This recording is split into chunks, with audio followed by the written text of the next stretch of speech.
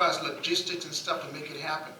But one of the questions that I have has to do with Liberians living overseas who are in good standing with the host nations, as well as Liberia, and if you're in America, the United States of America. If you still hold a Liberian passport, one of the things we see of some of the countries doing is absentee ballots. My question to you would be, has there been any talk about doing absentee ballots for those Liberians living overseas in good standing with the host nation as well as Liberia? The issue has come up, but it's been determined that we don't have the fail-safe mechanism to prevent abuse of that. We have a difficult time at home trying to make sure you get free and fair election. So I think eventually it will happen. But right now, the concentration was to try to get the system at home in a manner in which we can have confidence in its fairness, in its openness, and we didn't have the means to control that over here just yet. That's the reason why. Thank you very much. One of the issues that we had come up as we solicited these questions from the community, and some in our midst are not very happy with the format we went with. And I did the best I could to explain to them that we have very limited time with you. And as we tried to address that, I told them, I said, you know what I'll do? I will have the president tell you herself whether or not you want to sit here all night and try to answer questions. So, Madam President, I present to you a group that has some dissenting votes, if you may, as far as the way the questions were posed tonight. Is there anything that you would like to say to some of these people who feel that we are speaking for them, the Secret Service is speaking for them, but they're not being able to speak for themselves tonight, as far as questions and answers?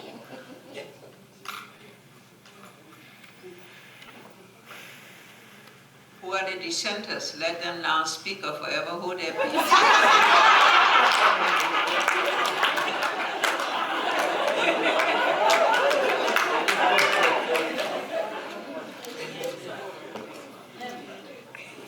So, would you, are we entertaining those questions, man? We'll take two. Yeah. Just two. Go ahead, sir.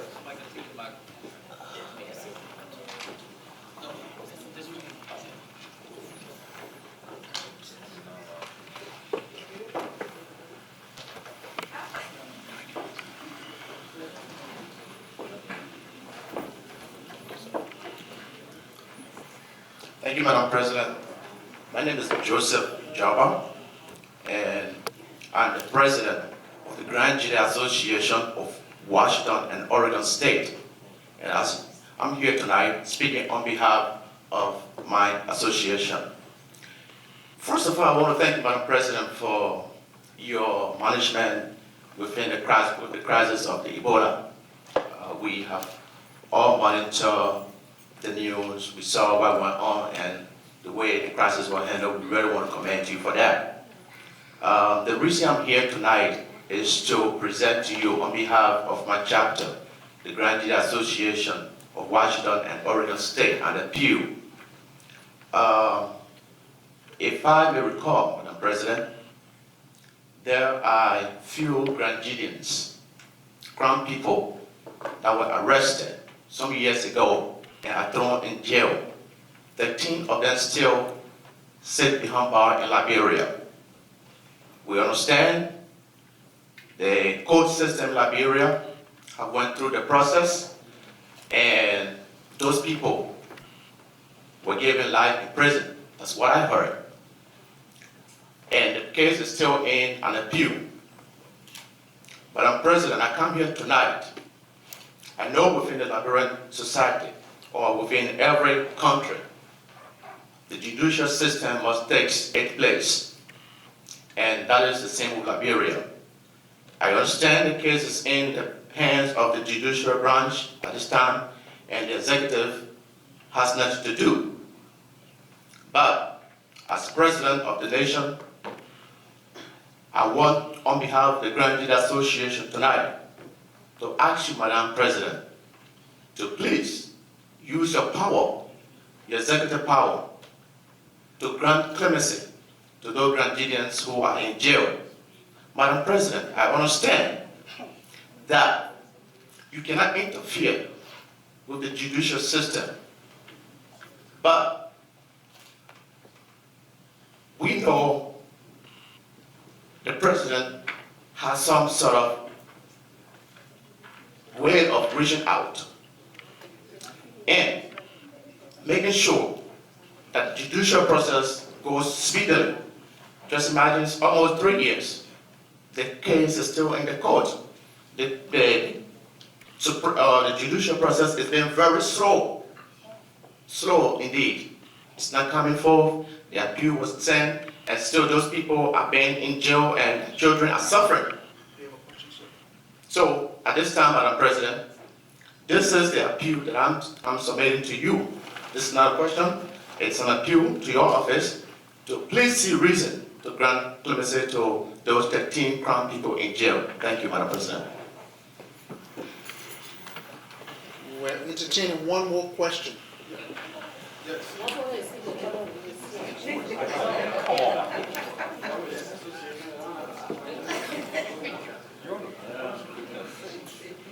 Identify yourself and ask a question, please.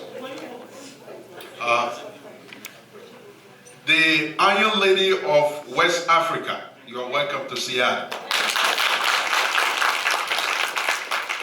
The Iron Lady of the world, you are welcome to Seattle. My name is Musa Kone. I am the secretary of the board for the Pacific Northwest Mandingo Association.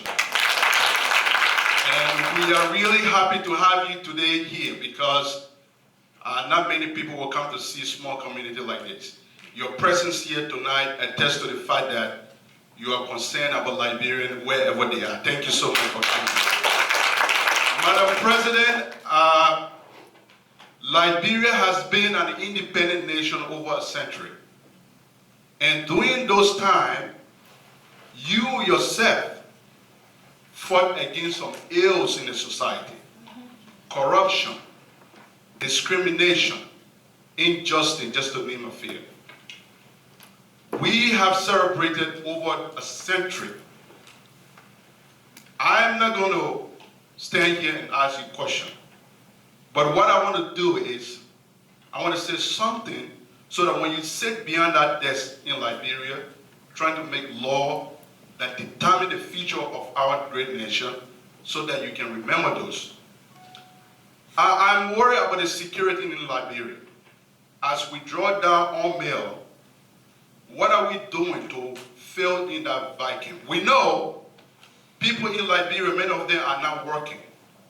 When all mail leave finally, security in our nation, I'm concerned about that.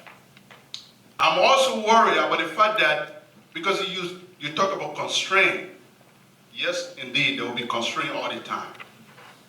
And our ability to mitigate the impact of that on our people, we have to make that our priority, and you have demonstrated that. That's why the international community have that confidence in you. I want to draw your attention to something that is very personal for me. This may not seem very important to a lot of people. They may say it's trivial. Recently, I sent a package to Liberia. The package weighed about 25 pounds. It contained electronics for my daughter, and my mom, and my brothers. The United States Postal Service gave me tracking number that ensured that wherever that packet is, we will be able to know where it is. The package landed in Liberia. We have evidence of it. Unfortunately, since July 28th up to today's date, that packet has not been delivered. The postal system in America inquired from Liberia. I cannot imagine the response I received from them. They said, even though the tracking number clearly said the package left Robert International Airport. They have not received that.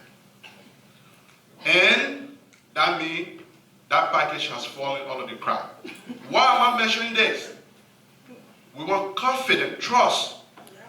If we are going to send something to Liberia, and we know postal service is indispensable to global trade and commerce.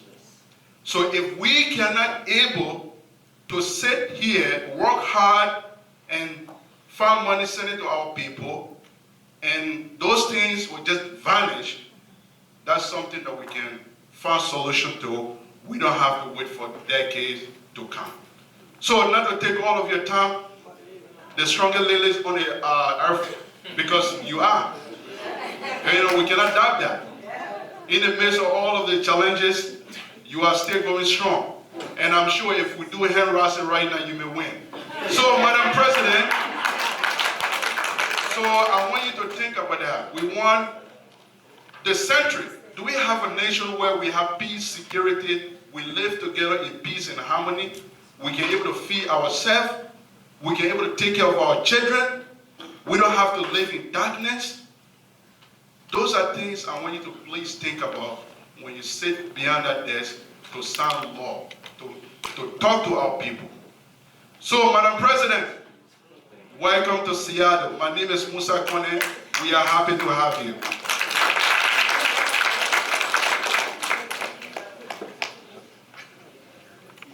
Let me deal with the first issue. We must put the whole issue in proper context. There are two sets of people from Grand Gedeans, two citizens, who are in prison. There's one group, as you know, were involved in the killing of peacekeepers in Côte d'Ivoire. You know that. Quite a few of them, if that's the group you're talking about, the whole group are still in prison. We do not believe that all of them were directly involved. That's why the matter went to court. There's another group, that's why I'm not sure which group you're talking about, of the young people who destroyed the equipment, the assets of our major mining company. A brand new locomotive was burned. That's serious. That takes away from all the confidence people have to go and invest in the country. I don't know if that's the case you're talking about. But in any case, you're correct that it went through the judicial process, as it should, in keeping with our commitment to the rule of law. This has nothing to do with Grand Gedeans or Crown or anything. It's got to do with people who broke the law. That's all.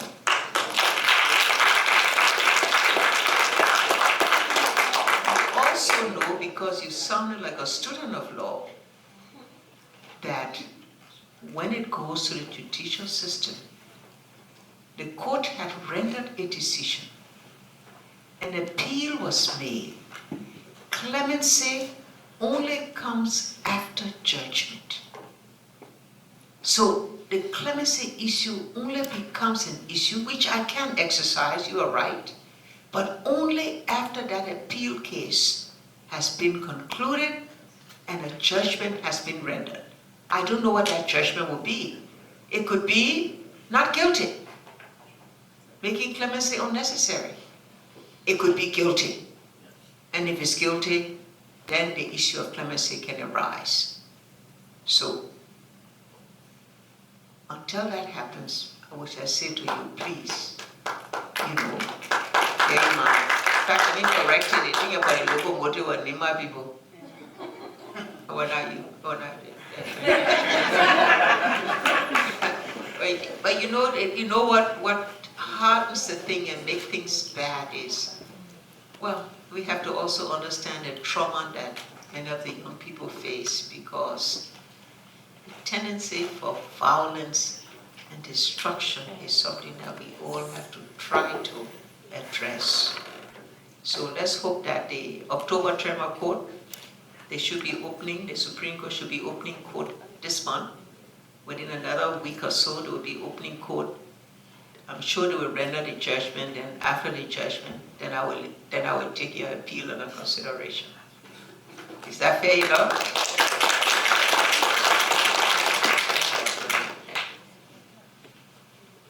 You know, when somebody starts praising you, watch out.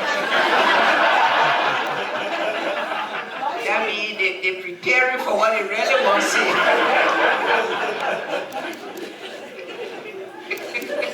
So when you start acting, but you know, iron lady, that the word, that you something else for coming.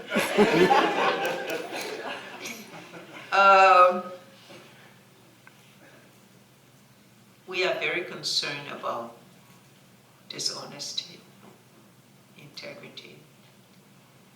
There's too much of it that we face in the country. I will be the first to admit that to you. And so, in this particular case, I would like for you to give me the information. Let me go and try to trace it and see what happened. Let me satisfy myself.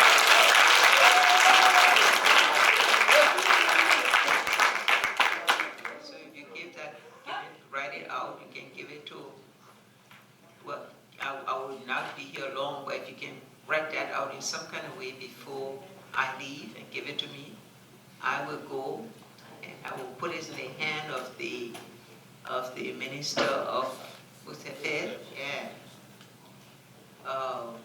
Fred Nocket, that's his name. Did you ever get in touch with him on that?